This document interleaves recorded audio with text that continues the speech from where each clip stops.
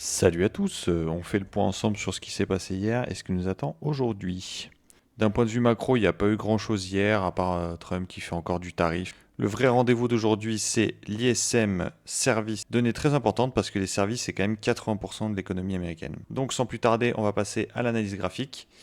Et je commence aujourd'hui par le Nasdaq parce que je trouve que c'est super intéressant pour comprendre dans quel état d'esprit est le marché.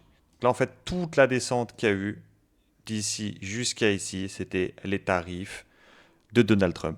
Et au moment où il a commencé à dire qu'il y avait un report, c'était fini. Les gens se sont dit que c'était une grosse mascarade, qu'il n'irait pas jusqu'au bout, qu'il n'était pas aussi sérieux qu'ils pensaient. Parce qu'en fait, il y a quand même eu un gros doute sur d'à quel point par idéologie il voudrait aller.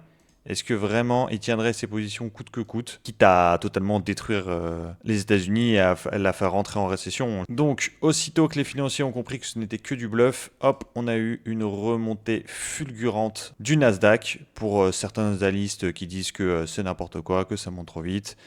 Les analystes, de toute façon, le Nasdaq est surévalué depuis 15 ans. Hein. Faut pas les écouter là-dessus. Vraiment, ils sont très très bons dans leur domaine, mais alors le Nasdaq, ils le comprennent pas cet indice. Ce qui est très incompréhensible parce que en fait, les chiffres du Nasdaq ne sortent pas de nulle part. À part certains ovnis comme Tesla qui n'ont aucun sens, les boîtes américaines sont évaluées à ce point-là parce qu'elles font des bénéfices. Et elles font tellement de bénéfices que si jamais leur capitalisation n'augmente pas, en fait, leur PE serait ridicule. Et il y a un effet mathématique, c'est que si les bénéfices explosent mais que la boîte ne bouge pas, en fait, le PE est mathématiquement encore plus divisé.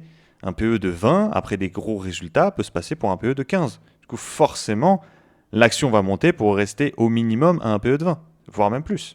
Donc, du coup, en fait, ce qu'on a vu là, c'était juste un simple effet de rattrapage par rapport à une baisse qui n'avait d'autres raisons que les tarifs.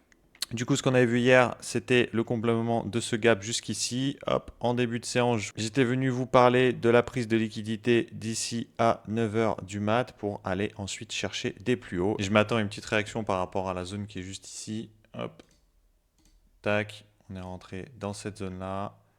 Hop, et en plus, du coup, on a fait une petite manipulation de wick-off. On va aller voir là.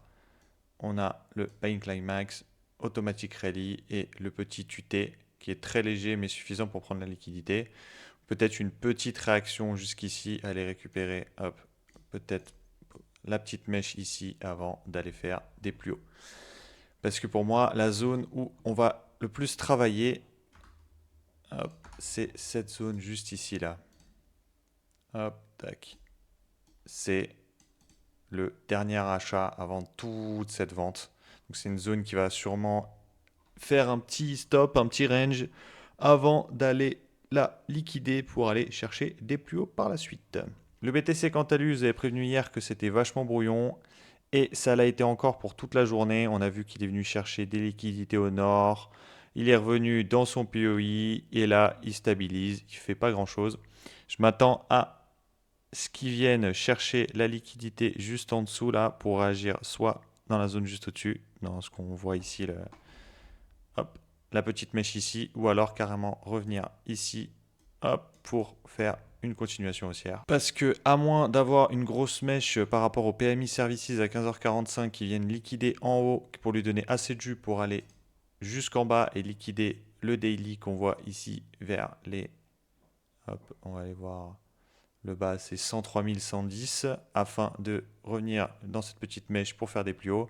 Je le vois plus faire des plus hauts à court terme. ETH, on en avait parlé hier, beaucoup plus intéressant. On est dans une espèce de forme de latérisation au-dessus d'un BES. Je pense qu'ils attendent tous de voir qu'est-ce que le PMI Services va faire avec l'Open américaine en même temps, où le Nasdaq va aller pour voir la direction du marché en général.